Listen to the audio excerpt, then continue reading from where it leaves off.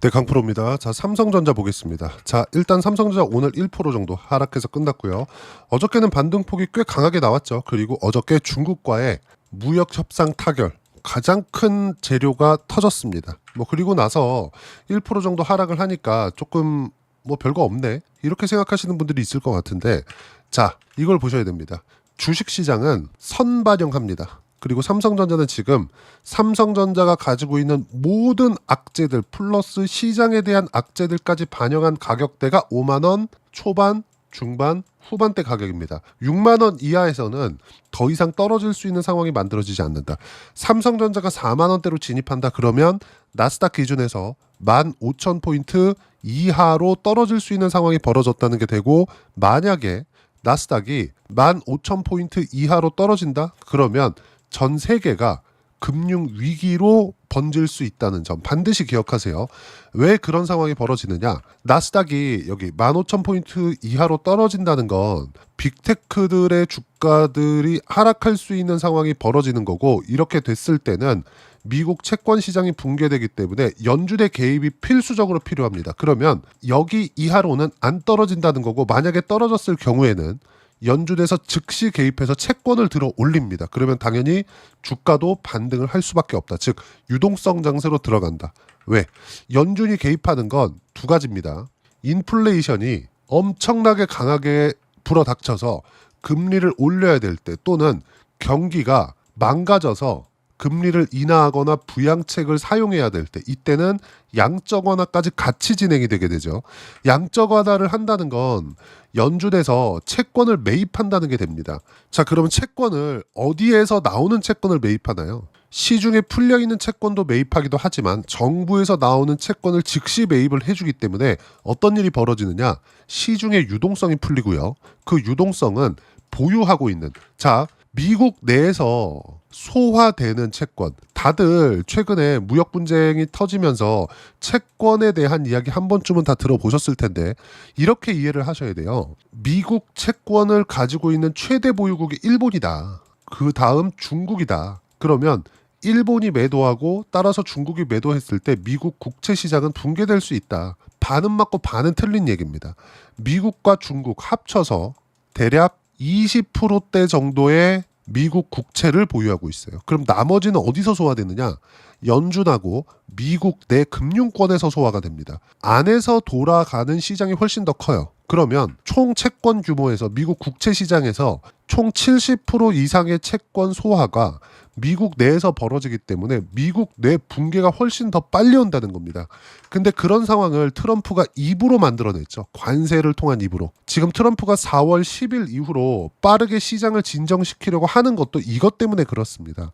자, 그러면 지금 추가적으로 떨어질 수 있는 상황이 나올 수 있어요? 절대 없다는 거죠. 왜? 이미 채권 시장에 대한 부분은 다시 최악의 구간을 갔었던 4.9%에 근접해 있기 때문이죠. 지금 시장이 트럼프 말을 무시하고 있는 겁니다. 트럼프를 혼내고 있는 거죠. 결론, 미국 시장은 조정은 들어올 수 있죠. 근데 조정 이상, 이런 추세적인 하락 구간은 만들어지지 않습니다. 절대로. 자, 그럼 여기서 우리가 볼 수 있는 부분은 뭐예요? 삼성전자는 저가가 이미 확인이 됐다. 삼성전자의 자체적인 악재, 그리고 시장에 대한 악재 모두 다 반영한 가격이 지금 가격이고요. 어저께를 기점으로 해서 외국인들의 수급도 완벽하게 돌려 세웠다는 점 반드시 기억을 하셔야 됩니다.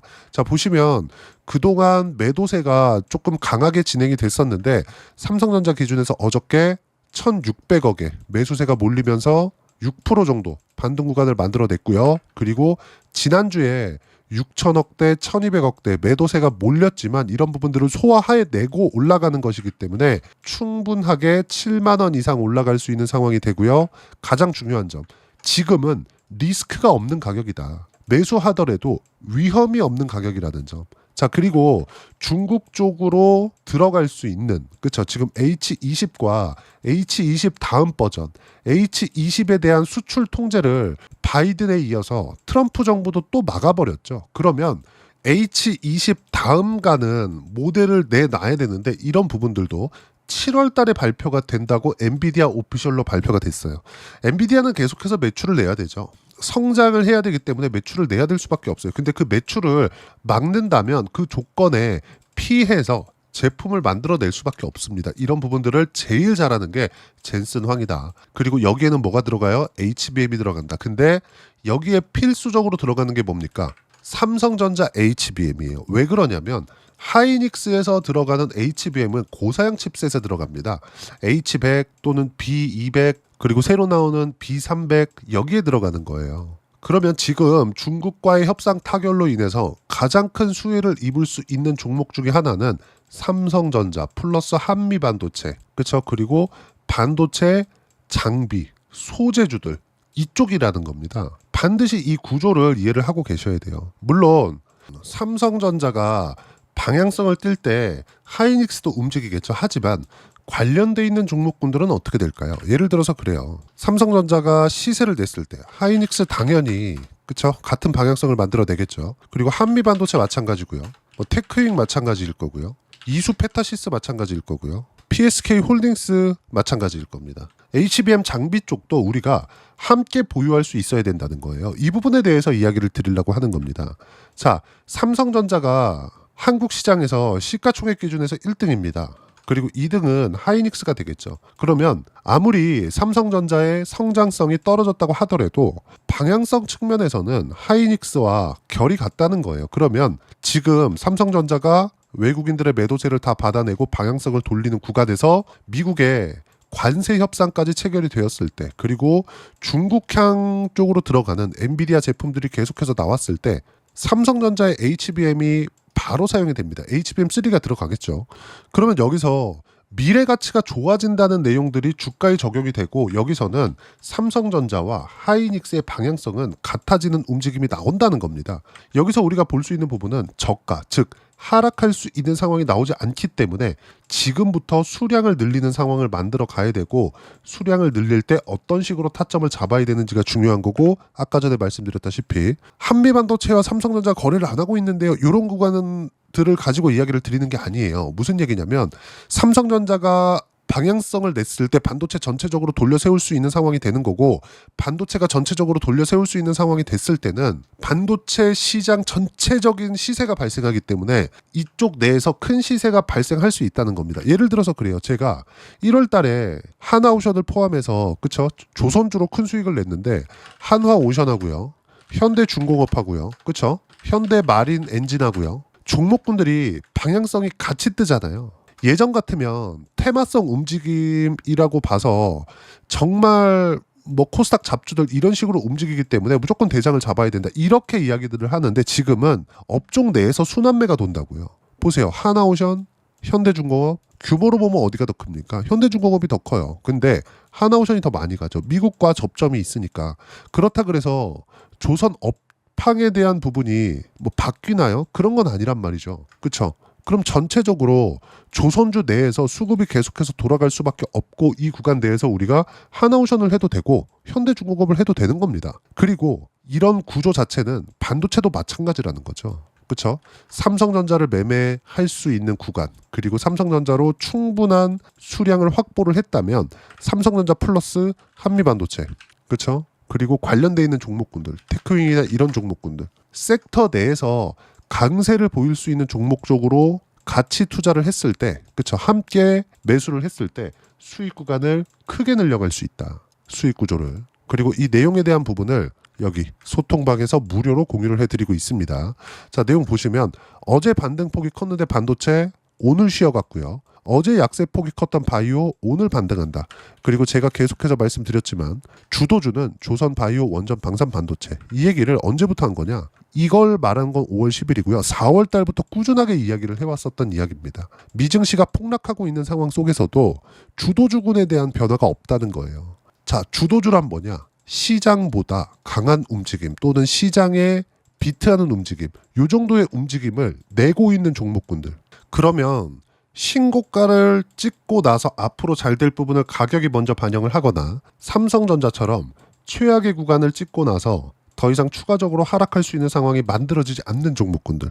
삼성전자가 떨어졌을 때 환율이 그쵸 박살나기 때문에 이런 부분들이 달러 가치로 연결이 되고 미국 시장에 안 좋은 영향을 미칠 수 있는 상황들, 이런 부분들에 포함되는 종목군들이라는 겁니다. 그리고 그중 하나가 삼성전자고 지금 최악의 구간을 지나왔고 외국인들까지도 다시 매수세를 돌려놨죠. 여기서 삼성전자를 포함해서 반도체 관련주들 어떤 종목을 해야 되는지 그 부분에 대해서 이야기를 드리는 거고, 지금 반도체를 안 사면 뭘 살 겁니까? 그렇죠. 그 부분을 가지고 이야기를 드리는 거고, 그 내용에 대한 부분을 제가 소통방에서 무료로 공유를 해드리고 있는 겁니다. 자, 뭐 내용을 보시면 제가 뭐 최근에 뭐 두산 에너빌리티 같은 경우에도 악재가 터진 그 다음 날 바로 제가 시장가 매수, 그렇죠? 악재가 터져도 추세를 유지하고 있는 상황에서는 매수 구간을 잡아야 됩니다.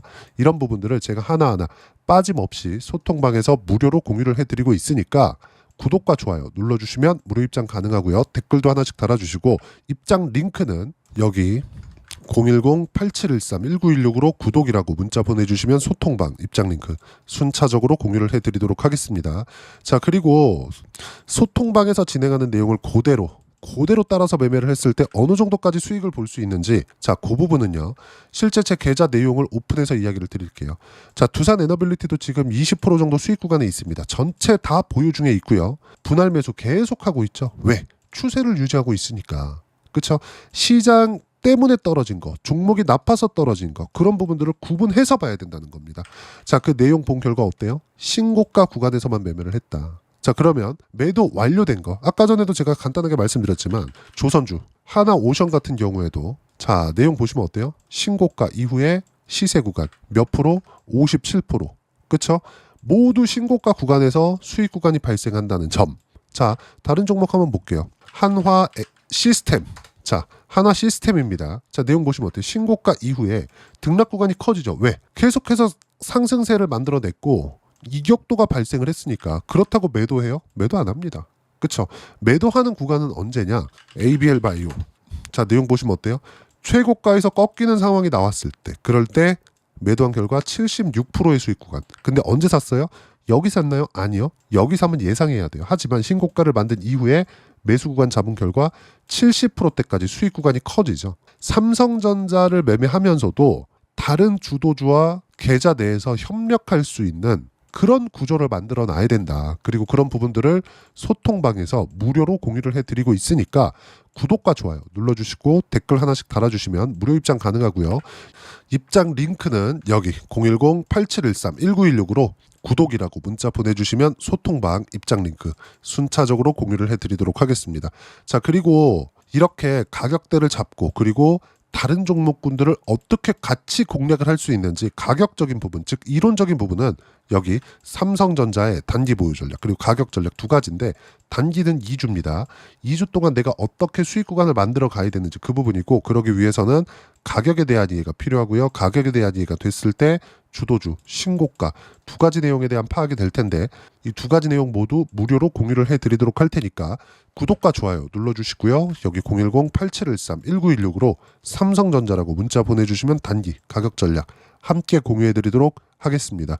자, 정말 어려운 3월달, 4월달 시장이 지나왔습니다. 그리고 나서 미국 시장 빠질 때 제가 계속 괜찮다고 이야기를 드렸었어요. 이미 최악의 구간 지나왔다. 근데 그때 뭐 여러 가지 뭐 조롱에 대한 댓글 같은 경우도 많았는데 괜찮습니다. 하지만 실제 제가 이야기를 드린 것처럼 상황이 나왔죠.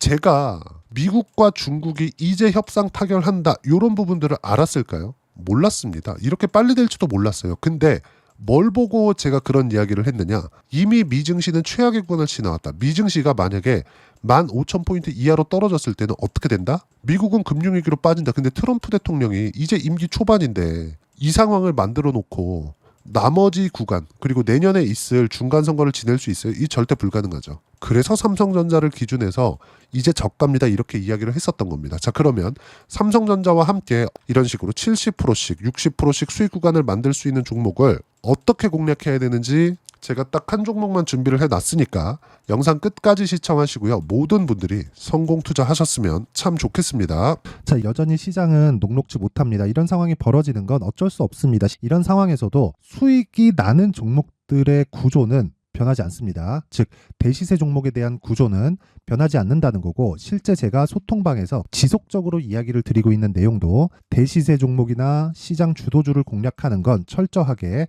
가격 분석을 하라고 이야기를 드리고 가격 분석 이후에는 이슈에 대한 파악 그리고 이슈를 파악하고 나서는 다시 내가 얼마에 매수할지 그 타점에 대한 부분을 지속적으로 언급을 하고 있습니다. 자, 근데 생각해 보세요. 시장이 굉장히 어려웠습니다. 어려운 상황에서의 어떤 종목들이 강했냐 보면 반도체와 그리고 바이오입니다. 자, 실제 여기 보면요.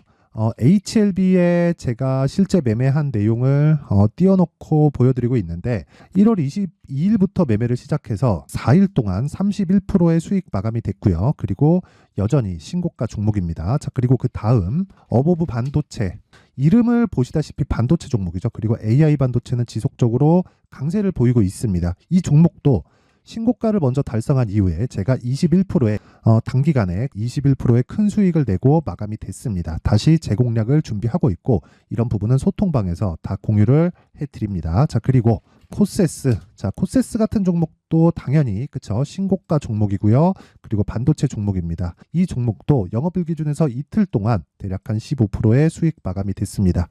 내용을 한번 보시면 어떻습니까? HLB를 포함해서 뭐 30%, 20%, 뭐 15% 이런 식의 수익이 지속적으로 발생하고 있는데 이 세 종목 모두 다 신고가 종목이고 1월 달에 시장이 약세를 보이고 있는 구간에서도 강했었던 그런 종목입니다. 특징점이 하나 있는데 그 이슈에 앞서서 가격이 먼저 반영했다는 거죠. 그렇게 제가 가격을 먼저 보고 이슈에 대해서 파악하는 이유는 결과적으로는 큰 시세를 먹기 위한 사전 준비 작업입니다. 실제로 큰 시세를 먹기 위해서 사전 준비 작업을 했을 때 여기 레인보우 로보틱스 127% 그리고 ISC 98% 그리고 한미반도체 97%의 큰 수익을 내는 상황을 만들 수 있습니다. 어떤 식으로 소통방에서 진행됐는지 그쵸 그 상황을 제가 이야기를 드린 건데 이런 상황도요 당연히 신고가를 공략했을 때 가능한 겁니다. 자, 그러면 이번에도 마찬가지입니다. 그쵸 정부 주도의 코리아 디스카운트 해소 방안이 2월 달에 발표를 하고요. 그리고 2월 달에 발표된 내용을 토대로 주가가 움직이는 게 아니라 이미 움직인 내용이 있죠. 실제 이 내용은 크게 중요한 게 아니라는 겁니다. 실제 움직인 내용을 보면 자, 기아차입니다. 실제로 12월 달에 신고가를 만들어 놓고 정부에서 입김을 불어 넣으니까 순식간에 기아차를 포함해서 현대차 같은 거대 기업들의 주가가 2주도 채 되지 않아서 40% 정도의 큰 시세를 냅니다. 자, 그러면 우리는 어떤 종목을 봐야 될까요? 이슈를 파악해야 되는 것도 맞지만 철저하게 가격에 맞춰서 매매를 해야 되는 게 당연히 중요합니다. 정부가 주도하는 정책 방향이 있겠죠. 그 방향에 맞춰서 우리가 종목을 찾을 필요가 있다. 자, 그러면 답이 나왔습니다. 정부가 주도하는 방향에 맞춰서 제2의 기아차를 찾는 게 지금은 중요하다. 근데 정부 정책의 방향에 맞게 가자. 그랬을 때 앞서서 제가 보여드렸었던 내용인 여기 레인보우 로보틱스 127% 그리고 ISC 98% 그리고 한미반도체 97%와 같은 수익을 낼 수 있습니다. 물론 시간에 대한 부분은 최소 2주의 시간이 필요하고요. 그리고 최장 3개월 안에 끝내야 됩니다. 자, 기아차의 시세를 보셨던 것과 같이 2월 달에 정부 정책의 방향이 결정되고요. 바로 3월 달이면 시행입니다. 자, 그러면 우리는 거기에 맞춰서 당연히 종목을 찾아야 되고 제가 제2의 기아차를 찾아놨습니다. 제가 아까 전에 소통방에서 이야기를 드렸었던 내용 다 공개를 해드렸는데 그 내용처럼 종목만 받고 싶다 하시는 분들은요. 상단에 있는 제 전화번호로 대시세 자, 대시세라고 문자를 보내주시면 정부 정책의 방향에 맞는 종목을 모든 분들에게 무료로 공개를 해드리도록 하겠습니다. 자, 제가 원하는 건 채널 성장이 목적입니다. 자, 그래서 구독과 좋아요 꼭 좀 부탁드리고요. 모든 분들이 정부 정책에 맞는 방향으로 매매를 이어가서 큰 수익 보셨으면 좋겠습니다.